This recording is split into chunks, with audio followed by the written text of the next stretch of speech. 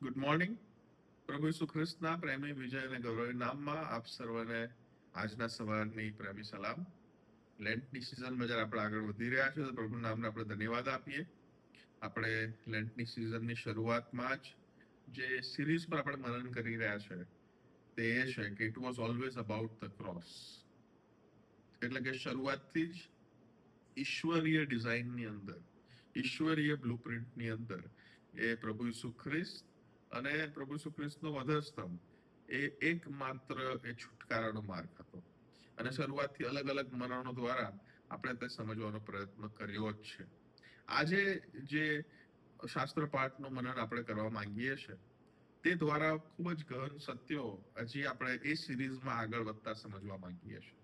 તમે જો બાઇબલ ખોલીને બેઠા હોય તો હિબ્રુઓને લખેલો પત્ર તેનો 10મો અધ્યાય અને 5 થી 10 વચન આજે આપણે જોવા માંગીએ છીએ. પ્રભુનું વચન અહીં આ પ્રમાણે લખેલું છે. એ માટે જગતમાં આવતા જ તે કહે છે, તમે બલિદાન તથા અર્પણની ઈચ્છા રાખી નહીં, પણ મારે માટે તમે શરીર તૈયાર કર્યું છે.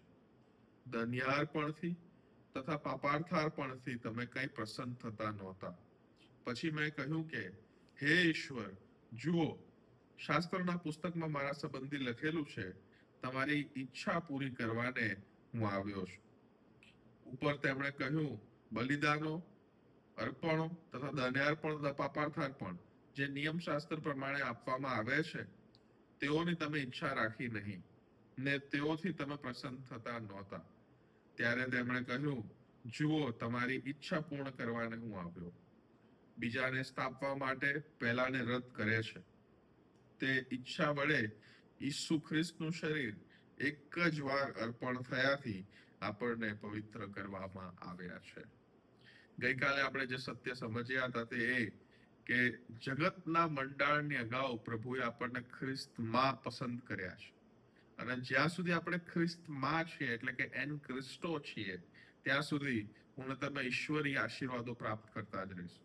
આજે જે સત્ય સમજવા માંગીએ છીએ તે એ કે પ્રભુ ઈસુ ખ્રિસ્ત અહીંયા ગાડી કહે છે કે તમે બલિદાન તથા અર્પણની ઈચ્છા રાખી નહીં, પણ મારે માટે તમે શરીર તૈયાર કર્યું છે. તમે એટલે ઈશ્વર પિતાની વાત છે. અને શરીર તૈયાર કરવું એનો અર્થ શું થાય? પ્રભુ ઈસુ ખ્રિસ્ત એ પૃથ્વી પર આવ્યા, એમનું દેહધારણ થયું. અને દેહધારણ ના થયું હોત ને તેઓ જો કેવળ અવતર્યા હોત ને, હવે દેહધારણ અને અવતાર એ બંનેમાં ફરક છે. અવતાર થવો એટલે કે એ એમના એવા ને એવા જ દૈવી શક્તિઓની સાથે એ પૃથ્વી પર આવેત અને કદાચ એ નરસા અને બુંડાનો તલવારથી સંહાર કરત અને તેઓ પાછા જતા રહેત. એટલે મતલબ એક પર્ટિક્યુલર પોઈન્ટ એજન્ડા સાથે તેઓ આવે, એ એજન્ડા પૂરા કરીને તેઓ પાછા જતા. પણ પ્રભુ ઈસુ ખ્રિસ્ત જે પૃથ્વી પર આવે છે જે રીતના, એમના આવવાની જે આખી સ્ટાઇલ છે, એમના આવવાની જે આખી પદ્ધતિ છે એ આપણને કંઈક અલગ મેસેજ આપે છે.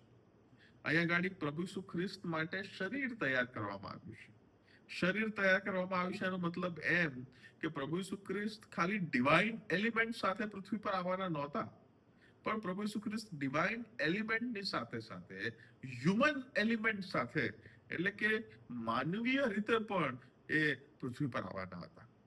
એક જે સિદ્ધાંત ખ્રિસ્તની મંડળીએ વારંવાર વાગોળ્યા કરવું જોઈએ તે એ છે કે પ્રભુ ઈસુ ખ્રિસ્ત એ 100% દેવ તો હતા જ, પણ એની સાથે સાથે પ્રભુ ઈસુ ખ્રિસ્ત 100% માણસ પણ હતા. આપણે જયારે ઘણી વાર સુવાર્તાઓ વાંચીએ છીએ, ચમત્કારો વાંચીએ છીએ, ચમત્કારો પર ફોકસ કરીએ છીએ આપણે વધારે, કદાચ ચર્ચિસમાં પણ વધારે ચમત્કારો પર સંદેશા સાંભળતા હોઈશું. પણ એક બાબત જેને આપણે કદાચ નિગ્લેક્ટ કરી દઈએ છીએ અથવા જેને આપણે ઓવરલુક કરીએ છીએ તે એ છે કે પ્રભુ ઈસુ ખ્રિસ્ત 100% માણસ હતા. એ ચોક્કસ દેવ હતા પણ 100% માણસ હતા. અને આ જે શરીર એમના માટે તૈયાર કરવામાં આવ્યું હતું, એ શરીર શા માટે? એ શરીર એ થાક લાગવા માટે હતું. એ શરીર એ ભૂખ લાગવા માટે હતું. એ શરીર એ તરસ લાગવાને માટે હતું. એ શરીર એ કોરડાના માર ખાવાને માટે હતું. એ શરીર એ ખિલ્લાનો સહન, એ માર સહન કરવા માટે હતો. એ શરીર મારા વાલાઓ બધી જ રીતના આપણે માટે તૂટવાને માટે. પ્રભુ ઈસુ ખ્રિસ્ત એ પૃથ્વીની ઉપર માણસ બનીને આવે છે, અને માણસ બનીને આવવાનો તેમનો એક જ હેતુ હતો, અને તે એ કે પ્રભુ આપણી સાથે ઓળખાવી શકે, so that he can identify with us.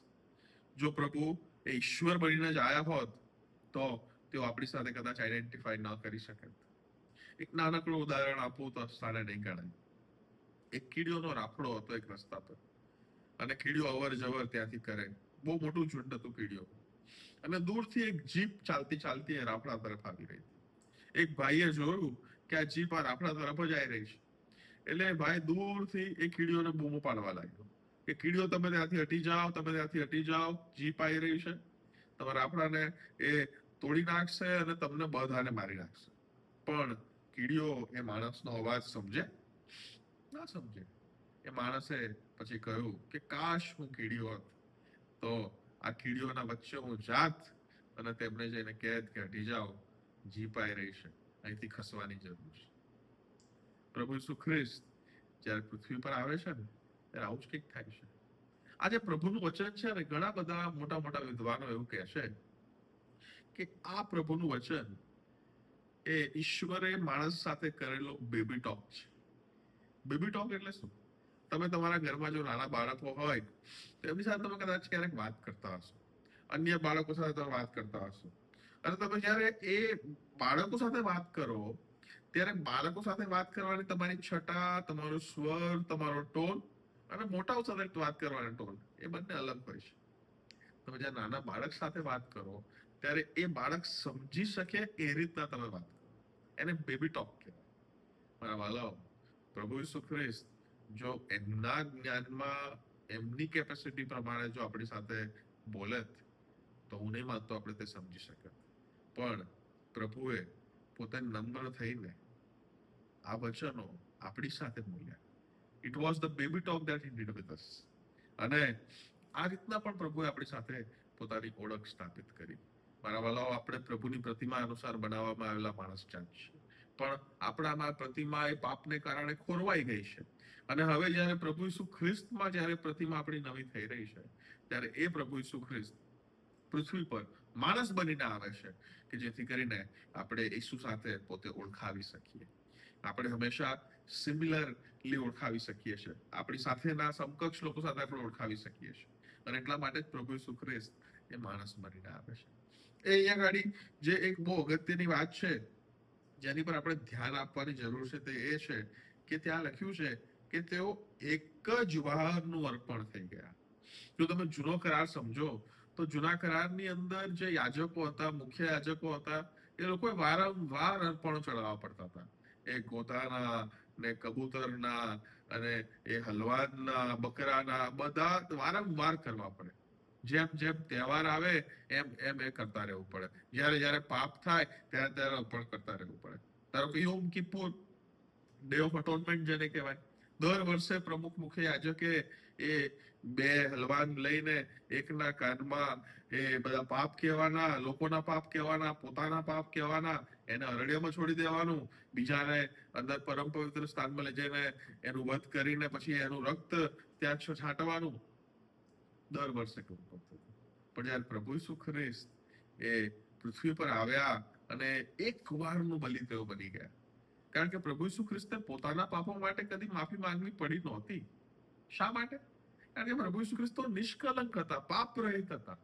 અને જો તમે પ્રભુ ઈસુ ખ્રિસ્તનું અત્યારનું સ્ટેટસ જુઓ તો અત્યારના સ્ટેટસ પ્રમાણે જો યાજકોએ જ્યારે બલિ ચડાવતા હોય અને સતત તેઓએ ઉભા રહેવું પડે, પણ પ્રભુ ઈસુ ખ્રિસ્ત ઈશ્વર પિતાને જમણે હાથે બિરાજમાન છે, એટલે કે તેઓ બેઠેલા છે.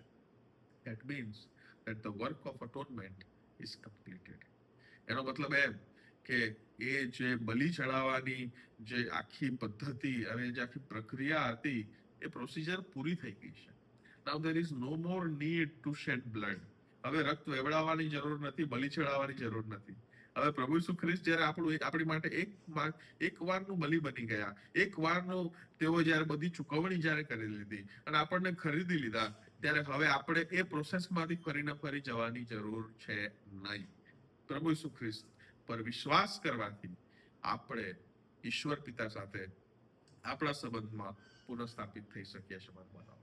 પ્રભુનું વચન અહીંયા ગાડી બહુ સ્પષ્ટ કે છે કે બીજાને સ્થાપવા માટે પહેલાને તે રદ કરે છે. એટલે બીજો કરાર એની સ્થાપના કરવા માટે ઈશ્વર પિતા પહેલા કરારને રદ કરે છે. મને તમને ફરીથી એકવાર એક વાત કહેવા દો કે પહેલો કરાર એ સંપૂર્ણતા લાવે એ શક્યતા જ નહોતી. કારણ કે પહેલા કરારની અંદર એટલે કે જે જૂનો કરાર છે એમાં જે આજ્ઞાઓ લખેલી છે એ બધી જ પાડવી એ માણસ જાતના માટે અશક્ય હતી. પણ જે આખો પહેલો કરાર હતો એ એની ઉપર સ્થાપનાર બીજા કરાર પર ઈશારો કરી રહ્યો હતો કે મારા દ્વારા સંપૂર્ણતા નથી, પણ પ્રભુ ઈસુ ખ્રિસ્ત જ્યારે આવે, પ્રભુ ઈસુ ખ્રિસ્ત જ્યારે માણસ પોતાની જાતને ઓળખાવશે ત્યારે સંપૂર્ણતા આવશે. અને પ્રભુ ઈસુ ખ્રિસ્તના રક્તમાં એ બીજો કરાર સ્થાપિત થાય છે મારા વાલા. હવે આપણે બહુ સારી રીતના જાણીએ છીએ. અને પ્રભુ ઈસુ ખ્રિસ્તમાં જ્યારે એમના રક્તમાં જ્યારે બીજો કરાર સ્થાપિત થાય છે ત્યારે ઈસુ પર વિશ્વાસ કરવાથી આપણે એ પહેલા કરારમાંથી બીજા કરારમાં ટ્રાન્સફર થઈએ છીએ. અને જ્યારે આપણે ટ્રાન્સફર થઈએ છીએ ત્યારબાદ એ જૂનો કરાર જે છે કે જે નિયમો આધારિત હતો અને જેમાં મહેનત કરવાની હતી, જેમાં અલગ અલગ રીતના એ અપૂર્ણ માણસ જાતે સંઘર્ષ કરીને શ્રમ કરતા રહેવાનું હતું, એમાંથી હવે જયારે આપણે નવા કરારમાં આવીએ છીએ એટલે કે બીજો કરાર જે ઈસુમાં સ્થાપેલો છે, એમના રક્તમાં સ્થાપેલો છે, એમાં આપણને વિશ્રાંતિ અને આરામ મળે છે. કેમ કે પ્રભુનું વચન પ્રભુ ઈસુ ખ્રિસ્ત કહે છે કે ઓ ભારથી લદાયેલાઓ મારી પાસે આવો, હું તમને વિશ્રામો આપીશ. અને એ વિશ્રામો પ્રભુ પર વિશ્વાસ કરવાથી જ મળે છે માનવામાં. પ્રભુ ઈસુ ખ્રિસ્ત એ એમના માટે જે શરીર તૈયાર કરવામાં આવ્યું હતું એ આપણે સારું હતું કે જેથી કરીને તેઓ આપણી સાથે પોતાની જાતને ઓળખાવી શકીએ. આ લેન્ટની ઋતુમાં આવો આપણે ઈસુ તરફ જોવાનું ભૂલીએ નહીં. એ પ્રભુ ઈસુ ખ્રિસ્ત કે જે આપણે સારું માણસ બનીને આવ્યા, આપણે સારું જેણે દુઃખ સહન કર્યું, આપણે સારું જેણે શરીર એ પોતે પહેરીને આપણે સારું એ વધસ્તંભ પર બલિ ચડી ગયા, એક વારના બલિ ચડી ગયા કે જેથી કરીને આપણા બધાના પાપ એ વધસ્તંભ પર જાય અને એ ઈસુ પર વિશ્વાસ કરવાથી એમનું ન્યાયપણું એ આપણી પર આવે. Let us look to Jesus. આવો આપણે ઈસુ તરફ નજર કરીએ. પ્રભુ આપ સર્વને આશીષ આપો. આમેન.